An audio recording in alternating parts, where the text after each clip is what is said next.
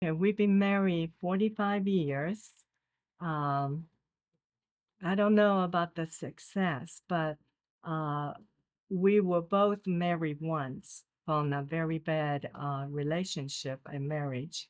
So we learned to initially when our parents were still with us, whenever we have a disagreement, which as a couple we always did, but we always told each other we will never get upset with each other, that if we don't have any agreement to the certain things that we're talking about, we will take that and go to our parents because after all, parents has more experience than we do. There's nothing, not a whole lot of things that they don't know. So that's what we did. And I think that kind of stayed with us. And when you really was poor, didn't have much, you really don't have the time to argue over small matters. And and he being a fireman, he worked different hours and different days and different nights, so that by the time he gets home, we didn't have a time to argue. We just want to spend some time together, and that's how our foundation was. It was to me the our marriage was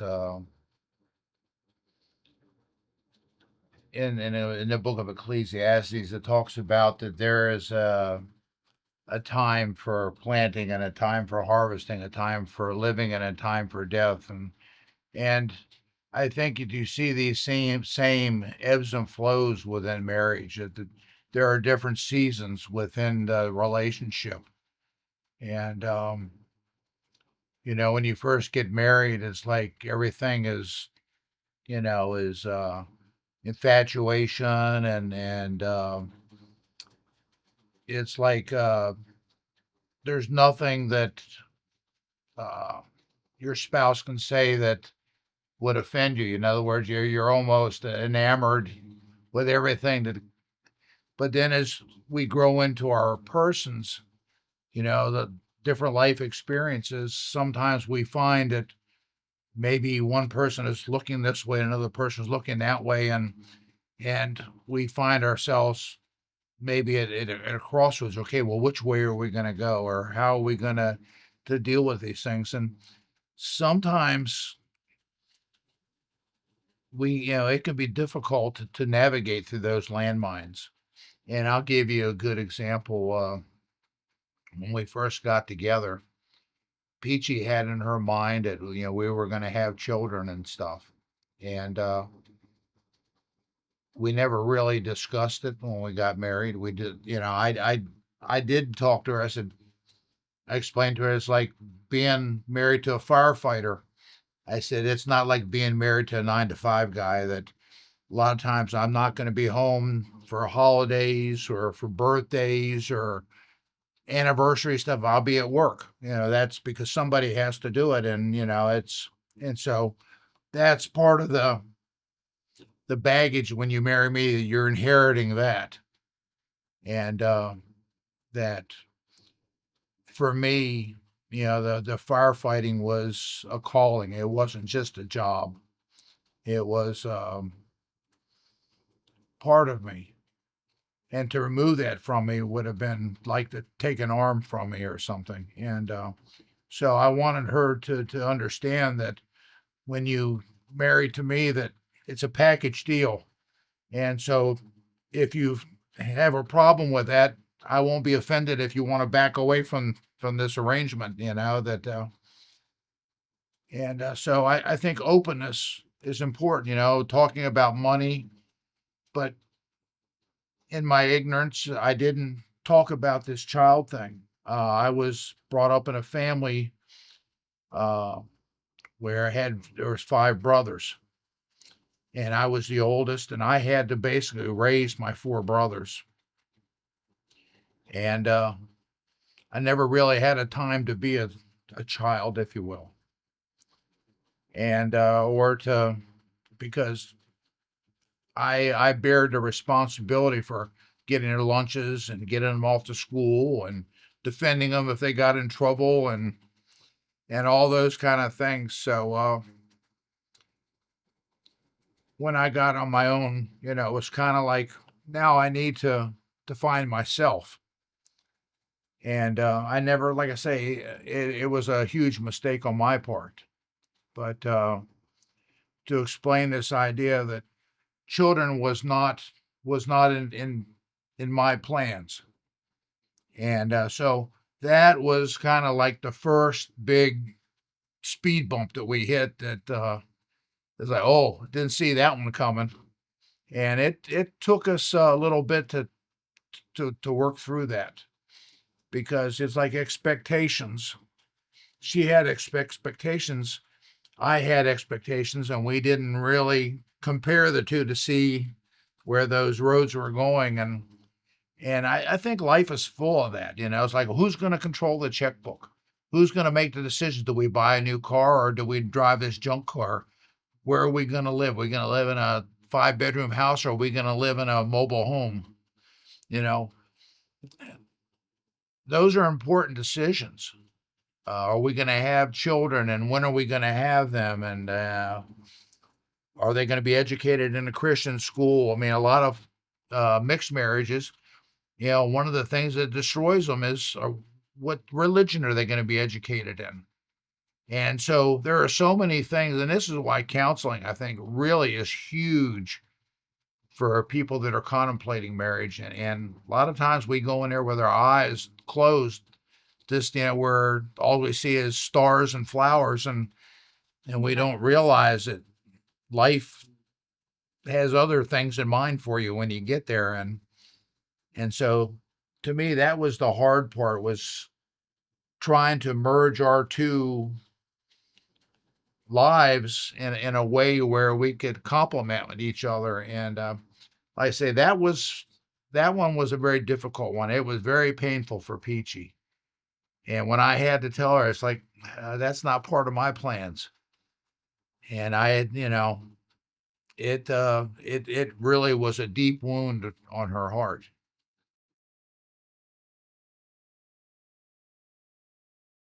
Well, I came from a Chinese background. And so my parents, ever since we were little, we have a code of conduct, so to speak, that we abide by. And that is, if you are married, then you always treat each other as someone very like you respect and you honor. So even at times, like for example, this is how it is. If you have a food on the table, and even though you're hungry, now as a mother, you will do that. Even though you are hungry, you will not eat it yourself, but you'll give it to your children to eat. But it is the same way. You will always give the very best to your husband or your wife. So that's where my background is. I don't know the American. He came from a family where there was 5 boys, so they just went and dig in and whatever, every man for themselves, so to speak. So there was a little difference, but I always remember there was a few times where I expressed my anger towards him. But I also know with us, God is our center. So therefore, if we both believe in God, then God will draw both of us together. Even though we have our own differences and we have our own way of thinking things, but somehow God knows how to get us together.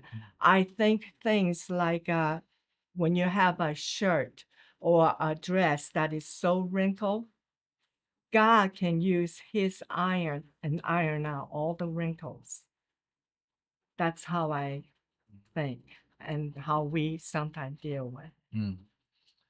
Yeah, I think cultural things also were an issue, not racial, but cultural. That Peachy was grown up in an Asian household, and they'd lived a lot of their life in Japan, where it's a law and order kind of thing. And you go in the indoor, and you go out the outdoor. You stand in line, and you don't argue, you don't challenge anybody. That politeness is almost an obsession. And for me, it was kind of like the truth is the truth and love it or leave it. The idea of the freedom. It's like, don't fence me in. I'm a free man and I'll do as I see fit. And so the conflict sometimes would come, but I would, just to, make you smile. It's like we go into the Walmart and the door would say enter or say exit, and I would go in the exit door, and she was like dumbfounded that I would even do something like that. And I'm thinking, a door's a door. It can go in or it can go out. That's just a word on the door. And to her, it was like open disobedience. I mean, it was like a terrorist act almost. And so little things like that we see our way of living differently. We had to try. I tried to be a little more, but it was difficult for me because I was kind of like my brothers and I. We joked that we were raised by wolves. In other words, it was kind of like that the survival of the fittest, where Peaches was more like, they were taught that you survive by sticking together and doing things together. The family is like the chopsticks that you can't break when you and so we were taught independence and free thinking, and you choose your course. And so trying to bring these two cultural things together, it caused tension from time to time. And I tried to moderate, but I wasn't always successful. And it would, to her consternation, I mean, it would just, she would kind of like, oh, here he goes again, and but she was always forgiving of me and those things, that she would kind of give me the look out the corner of her eye, and I was like, and but we worked through those things. But I learned that when you're wrong, don't be afraid to go and say that I screwed up. I made a huge mistake, and because it's the pride, it's the stubbornness that I'm not going to be the first one to talk, or I'm not going to be the one that. I think that's what destroys a lot of marriages. Is this? White makes a statement, something that most most disagreements could be solved in a matter of minutes if pride was put away. And it's true in the church and it's true in the family, that if we would humble ourselves before each other and treat each other as the the more noble, the more elevated, that so much of the difficulties that we find in the marriages today, and it's a shame that divorce is at the same rate in Adventism as it is in the world. I mean, it's almost indistinguishable, and it's a shame. It shouldn't be that way. And the in Ecclesiastes, I know one of the texts of the favorite Bible verses, Ecclesiastes chapter 4, verse 9 through 12, says, two are better than one because they have a good reward for their labor. For if they fall, one will lift up his fellow. But woe to him that is alone when he falls, for he has no other one to help him up. Again, if two lie together, when they then they have heat. But how can one be warm alone? And if one prevail against them, two shall withstand them. But a threefold cord is not quickly broken. And there's a real truth in that two cords, a husband and wife. Yes, we are a substantial force to be dealt with. That we can support each other. But when we make God the main cord, there's a three chords where Christ is the primary cord and we are wrapped around him. It's an unbreakable cord. And so to have Christ at the center of your marriage is, I don't know how you make it through a marriage without having that. It astounds me, anybody that would be able to do that. And so to me, the having Christ at the center of your house, at the center of your life, at the center of your marriage, at the center of everything. I mean, Deuteronomy talks about that when you get up, when you lay down, when you walk along the way, when you talk to your children. I mean, it's an all-encompassing that God should be every part of our life. And too often we compartmentize. It's like we're Seventh Day Adventists instead of 7 Day Adventists. And I think that that has helped us through the way that even though we've had the disagreements, that we come back to the point, what would God have us do? And that's we were able to find our way back onto the path, even if we don't agree completely with each other. We try to make God's priority the first priority, and I think is even if we're coming from different directions on something, if we're both headed toward Christ, eventually there will be that perfect unity. And I think that that is the secret of sanctification is as we're keep our eyes on the prize on Jesus, that we'll end up in the same place with the same heart with the same mind.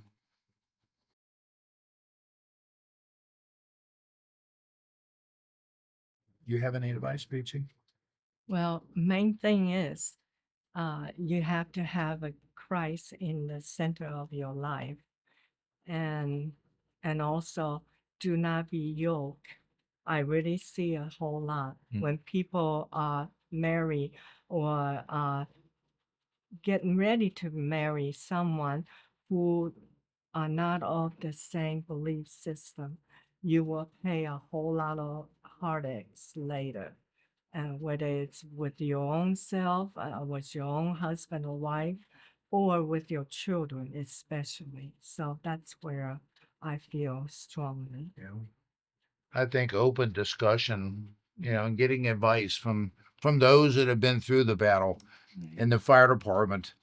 I would always attach myself to the oldest, grayest, the guy with the most scars, because I know that he'd been through the battles and he's still alive, that he must know something. And so sometimes talking to older couples, and I think that's the intent of this video is that get advice. You don't have to take it as gospel, but get some ideas to start that thought process that maybe, oh, I didn't think about that, or it's not important to us now. Like in Ecclesiastes, we have these different seasons in our life, but we're further down the path than maybe you are, and we have experienced things that maybe you can save yourself some of the pitfalls or the speed bumps that we found accidentally and had to work through, that maybe you can save yourself some of that grief and despair, that why have to reinvent the wheel? If somebody's already been there and you can learn from them their mistakes, why do you have to jump off the cliff too? It's like you can learn from them. So that would be my advice to young couples is get advice, and get advice from several different locations. That it says in the Bible says that there's wisdom in the counsel of many. And so I think it's extraordinary, that this idea of emotion or love will conquer all. That's only in movies. That what what conquers all is the love of God.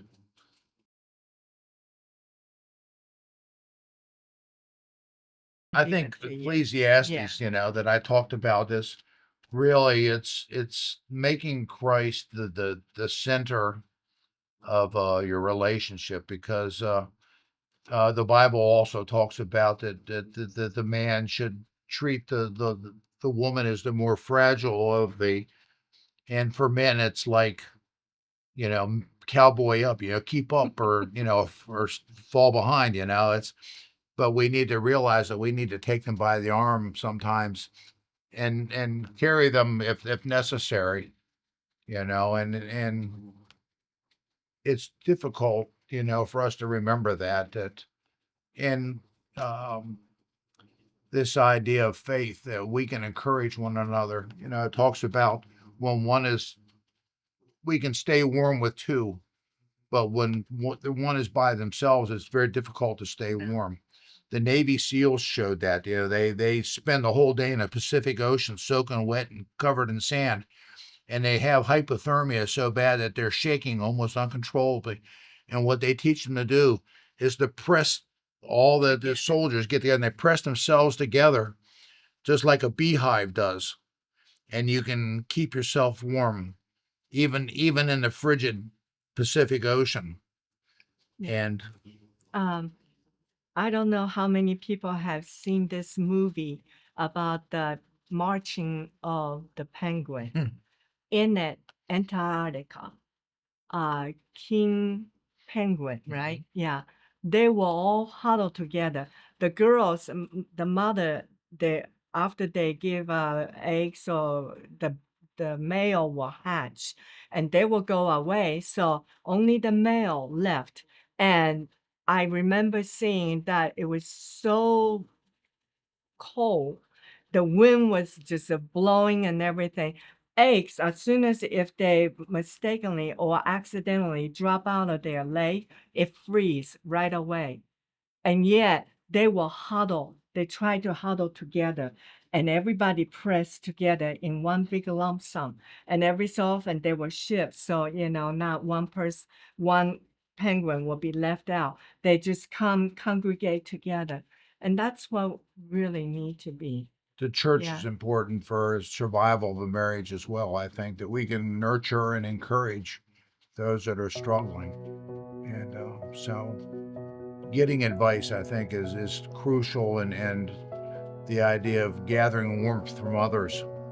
When you're going through a cold period in your life, that another may be able to help you until you recover and can continue on. And so the Bible has tremendous, but Ecclesiastes to me is really, there's some tremendous advice there. Then, and it's written by a man who made all the mistakes, Solomon. I mean, he was given wisdom beyond our understanding, and yet he made a disaster of his life. But in old age, he came to his senses, and that's when he wrote Ecclesiastes. And I think that there's huge advice for married, for non-married, or those that are contemplating marriage in the book of Ecclesiastes. I think that there's a wealth of information there.